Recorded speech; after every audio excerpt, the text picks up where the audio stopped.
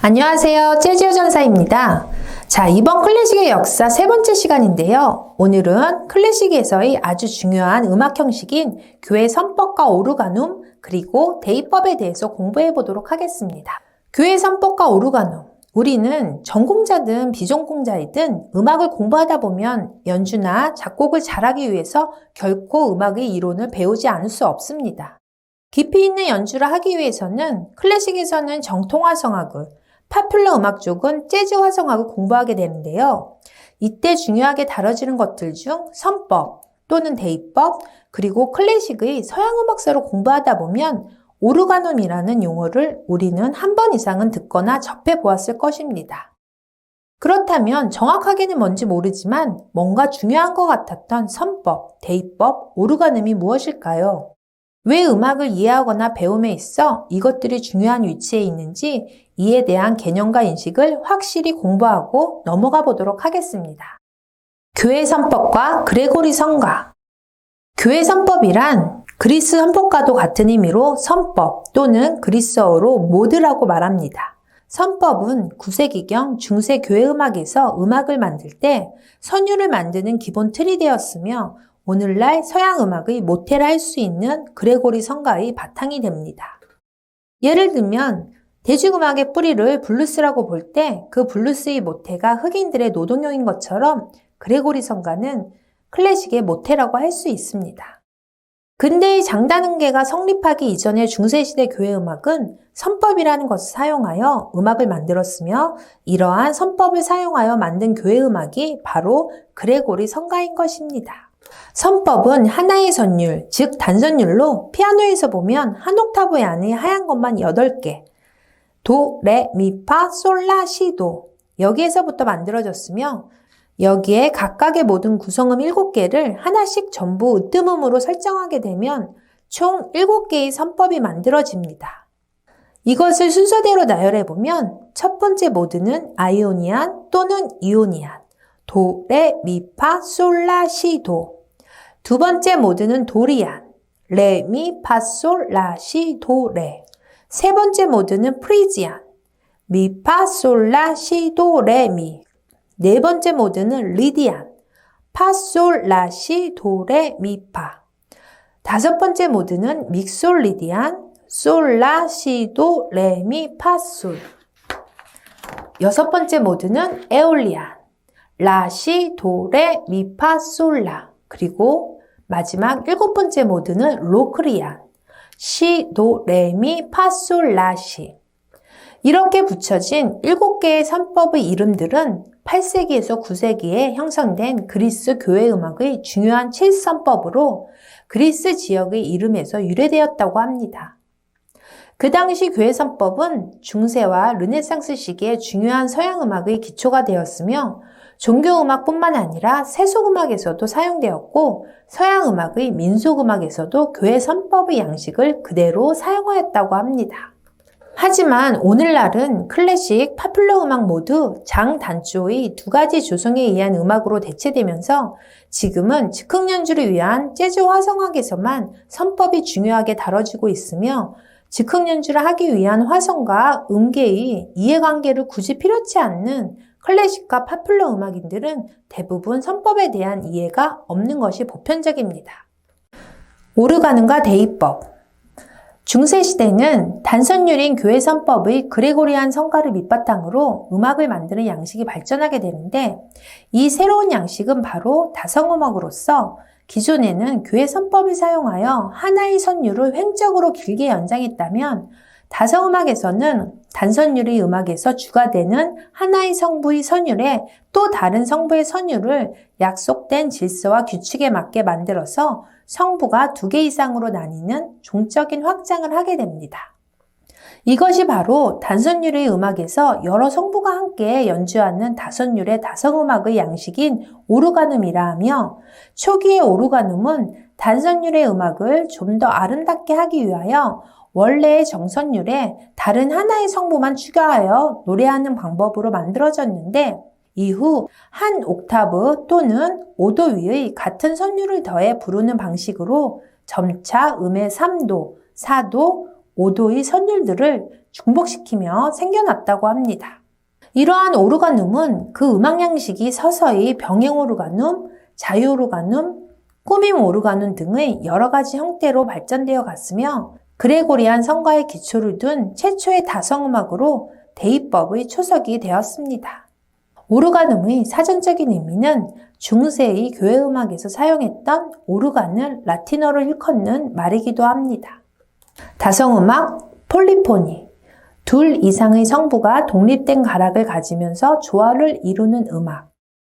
자, 이건 여담인데요.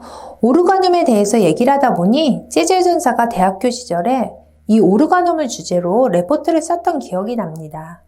그때 음악사 담당 교수님이 유영건 고수님이셨는데 다들 아시는 김수희의 애모를 작사 작곡하신 분이셨어요. 저하고는 같은 성씨라 교수님이 많이 이뻐해 주셨던 기억이 나는데요. 한 번은 기말고사 레포트로 오르가눔에 대한 과제를 내주셨는데 이때는 정말 오르가눔이라는 단어도 너무 생소했었고 참 어렵게 느껴져서 수업을 열심히 들었는데도 불구하고 도무지 이해가 안 가서 정말 힘들어 했었죠. 근데 레포트를 써야 한다니 그때 486 컴퓨터로 정말 밤을 새서 레포트를 제출했던 기억이 납니다. 다행히 제 정성을 알아주셨는지 레포트 성적은 A 뿔뿔이 나왔었던 이건 얘기하다 보니 재즈 여전사 플렉스가 되어버렸네요. 그리고 또 하나 생각나는 게 그때 짓궂었던 남학생들이 오르가눔에 대해서 마지막 한 글자만 교묘하게 바꿔서 음란패설을 장난삼아 했던 기억도 아주 오래전 일이지만 정확하게 기억이 납니다. 암튼 그때는 그렇게 어렵게만 느껴졌던 오르가눔에 대해 지금은 제가 책도 집필하였고 간략하게나마 이렇게 강의를 할 수 있다는 것이 참 감회가 새롭네요. 자, 이렇게 여단까지 오르가눔을 공부해 보았고 그 다음은 대입법을 공부해 보도록 하겠습니다. 대입법이란 오늘날 클래식 음악에서 보편적으로 가장 많이 쓰이는 음악 양식으로 처음에 만들어진 주선율에 새로 만들어질 또 하나의 선율 간의 음정관계를 병렬식 구조의 음표 대 음표 단위로 대립 또는 대위시켜 살펴보는 데서 비롯되었습니다.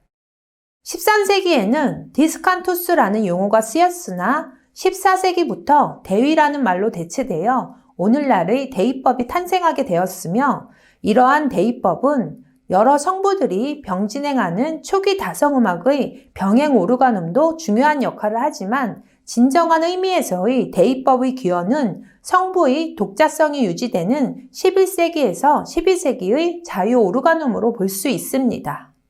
대입법의 핵심적인 주제는 어울림, 협화 음정과 안 어울림, 불협화 음정으로 독립성이 강한 둘 이상의 선율을 동시에 결합하는 작곡 기법입니다. 각 성부가 명료하게 식별될 수 있는 선율적 독립성을 지니며 여러 성부가 일정한 규칙에 따라 결합되어 조화를 이루게 됩니다. 즉, 일반적으로 음악은 단선율의 단성음악을 제외하면 음의 화음과 화성에 의한 수직적 결합과 선율이라는 수평적 결합, 이렇게 두 가지 측면을 겸비하고 있는데 어느 것이 더 우위에 있는가에 따라서 화음과 화성의 결합이 중요한 전자는 화성법을, 선율의 독자성이 중요한 후자는 대입법이라는 양식을 음악에 사용하는 것입니다. 그러므로 화성을 중요하게 다루는 화성법보다는 클래식에서는 여러 가지 선율이 조화롭게 어우러지는 다성음악이 주를 이루기 때문에 대입법이 더 우위에 있는 것이며 이러한 이유로 클래식을 대입법적 음악이라고 부르기도 합니다. 이러한 대입법은 기본적으로 네 성부로 나뉘는 것이 일반적이며 소프라노, 알토, 테너, 베이스 네 가지 성부가 모두 전체적인 조화를 이루는 것이 중요합니다.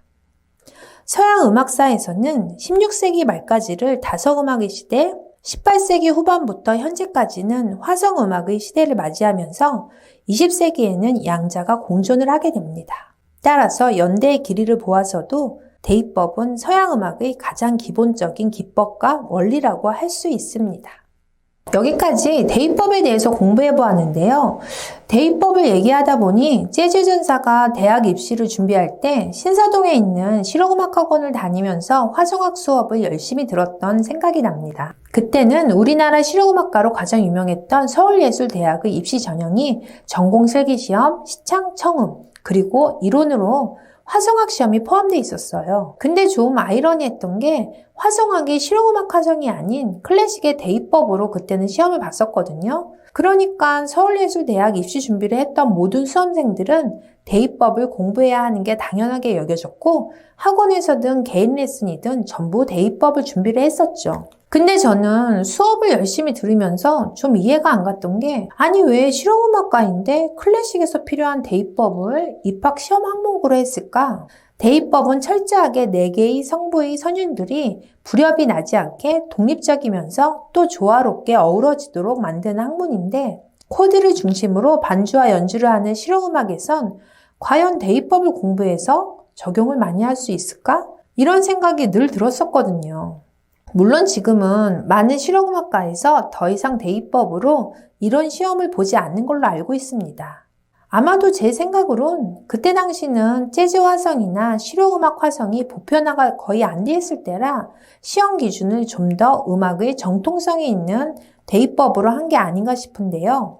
재즈 여전사의 생각은 물론 실용음악을 전공해도 대입법의 이론이 필요한 사람들은 당연히 공부를 할 수 있지만 어쨌든 기본적으로 클래식은 선율을 중요시 여기는 대입법을, 실용음악은 화성을 중요시하는 실용화성학 또는 재즈화성학을 공부하는 것이 맞다고 생각합니다.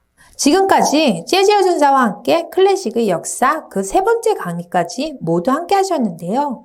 색스폰 암이 우리 전사님들께 조금이라도 도움이 되셨으리라 생각하면서 다음 편 재즈의 역사 강의 시간에 다시 만나 뵙도록 하겠습니다. 그리고 지금 이 강의가 좋으셨다면 좋아요와 구독을 꾹 눌러주세요.